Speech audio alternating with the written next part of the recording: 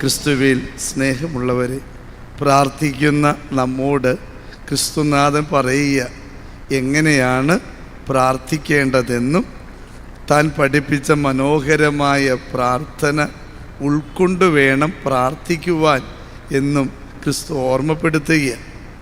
പ്രാർത്ഥനയിൽ അതിഭാഷണം ആവശ്യമില്ല എന്നുള്ളതാണ് ക്രിസ്തു ആദ്യം പറയണത്. കാരണം എന്താ? നാം പ്രാർത്ഥിക്കുന്നതിന് മുമ്പ് തന്നെ നമ്മുടെ ആവശ്യങ്ങൾ നമ്മളുടെ പിതാവായ ദൈവത്തിന് അറിയാം. അപ്പോൾ ഒരപ്പൻ്റെ അടുക്കൽ മക്കൾക്കുള്ള അവകാശത്തോടെ അധികാരത്തോടു കൂടെ വേണം നാം ചോദിക്കാൻ. ഒരു രാജാവിൻ്റെ മുമ്പിൽ ഒരു അടിമയെ പോലെയല്ല, മറിച്ച് അപ്പൻ്റെ മുന്നിൽ മകനെന്ന നിലയിൽ, മകളെന്ന നിലയിൽ വേണം പ്രാർത്ഥിക്കുവാൻ. ഇതാണ് ഈ പ്രാർത്ഥനയുടെ ഏറ്റവും വലിയ ഒരു സന്തോഷം. അക്കാലം അത്രയും ജനം കരുതിയിരുന്നത് ദൈവം എന്നുള്ളത് അനന്തതയിൽ മറഞ്ഞിരിക്കുന്നൊരൂപനായിട്ട്. എന്നാൽ ക്രിസ്തു പറഞ്ഞു കൊടുത്തു, ദൈവം അതൊരപ്പന. അതുകൊണ്ട് സ്വർഗസ്ഥനായ ഞങ്ങളുടെ പിതാവേ എന്ന പ്രാർത്ഥനയിൽ നാം എങ്ങനെയാ ചൊല്ലുന്നേ? അബ്ബാ, അപ്പ എന്ന് പറഞ്ഞുകൊണ്ട്. ഒരപ്പൻ്റെ ഉത്തരവാദിത്വം അപ്പൻ നിറവേറ്റും. പക്ഷെ നീ എന്ത് ചെയ്യണം? ആദ്യം അപ്പൻ്റെ നാമം മഹത്വപ്പെടുത്തണം. അതാണ് നമ്മളുടെ ഈ സ്വർഗസ്ഥനായ ഞങ്ങളുടെ പിതാവ് എന്ന പ്രാർത്ഥനയുടെ ആദ്യ ഭാഗത്ത് നാം ചൊല്ലുന്നത്. അങ്ങയുടെ നാമം പൂജിതമാകണം, അങ്ങയുടെ രാജ്യം വരണം, അങ്ങയുടെ ഇഷ്ടം നിറവേറ്റുക. ഇതാണ് ഫസ്റ്റ് പാർട്ട്. ഇത് മറന്നു പോകരുത്.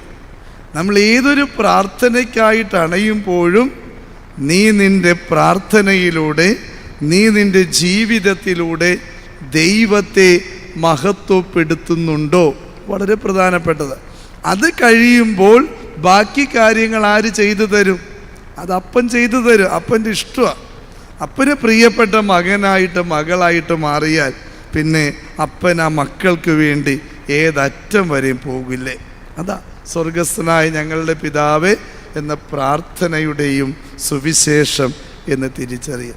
ഈ ഫസ്റ്റ് പാർട്ട് നാം ചെയ്ത് കഴിഞ്ഞാൽ സെക്കൻഡ് പാർട്ടാണ് എന്ത്? അന്നു വേണ്ട അപ്പം ഞങ്ങൾക്ക് തരണം. അത് തരും അപ്പൻ. അപ്പൻ്റെ ഉത്തരവാദിത്വമാണ്.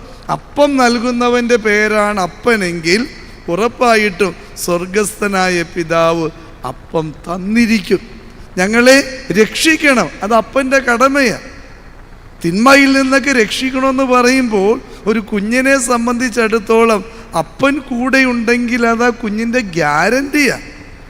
പ്രലോഭനത്തിൽ ഉൾപ്പെടുത്തരുത്. ഞങ്ങളെ കെണികൾ ഒരുക്കി കാത്തിരിക്കുന്ന ഒരു വലിയ പറ്റം ചുറ്റും നിൽക്കുമ്പോൾ അതിൽ വീഴാതെ കാക്കും ആരാ? അനുഭവജ്ഞാനമുള്ള അപ്പൻ കുഞ്ഞിനെ കൈക്ക് പിടിച്ച് വഴി നടത്തുമ്പോൾ അവനിതിലൊന്നും വീഴുകയില്ല. അപ്പോൾ എൻ്റെ പ്രിയപ്പെട്ടവർ, ഈ സ്വർഗസ്ഥനായ ഞങ്ങളുടെ പിതാവേ എന്ന പ്രാർത്ഥന ചെല്ലുമ്പോൾ ഇന്ന് സിനഡിന് ശേഷം കൈ ഇങ്ങനെ പിടിക്കണോ, ഇങ്ങനെ പിടിക്കണോ, എങ്ങനെ പിടിക്കണം, ഇതൊക്കെയാണ് ചർച്ച. പക്ഷെ കർത്താവ് പറഞ്ഞു തരുന്ന കാര്യം, നീ എങ്ങനെ കൈ പിടിച്ചാലും കുഴപ്പമില്ല, നീ നിൻ്റെ ദൈവത്തെ മഹത്വപ്പെടുത്തുന്നതാണോ ഈ പ്രാർത്ഥനയിലൂടെ ചെയ്യുന്നത്. നിൻ്റെ ഇഷ്ടങ്ങളുടെ പൂർത്തീകരണത്തിന് വേണ്ടിയല്ല പ്രാർത്ഥിക്കേണ്ടത്. പിന്നെ എന്താ? സ്വർഗത്തിൻ്റെ ഇഷ്ടമാണ് ഭൂമിയിൽ എൻ്റെ ജീവിതത്തിൽ നടക്കേണ്ടത്, മറ്റൊന്നുമല്ല. ദൈവം എന്താഗ്രഹിക്കുന്നുവോ അതെന്നിലൂടെ പൂർത്തീകരിക്കപ്പെടുവാനായിട്ടുള്ള കരുത്ത് എൻ്റെ ദൈവമായ കർത്താവേ എനിക്ക് തരണേ. ഇതായിരിക്കണം നമ്മുടെ പ്രാർത്ഥന. അപ്പോൾ ഉറപ്പായിട്ടും സ്വർഗം നമ്മുടെ പ്രാർത്ഥന കേൾക്കും. സ്നേഹമുള്ളൊരപ്പൻ തൻ്റെ മക്കൾക്ക് ആവശ്യമുള്ളതൊക്കെ തരുമെന്ന ഗ്യാരണ്ടി ഈ ഭൂമിയിലെ മക്കളായ നമുക്കുണ്ടെങ്കിൽ നീ ചോദിക്കുന്നതിന് മുമ്പേ നിൻ്റെ ആവശ്യം അറിയുന്ന സ്വർഗസ്ഥനായ പിതാവ് അതിക്കുമപ്പുറം തൻ്റെ മക്കൾക്ക് വേണ്ടി ചെയ്ത് തരും.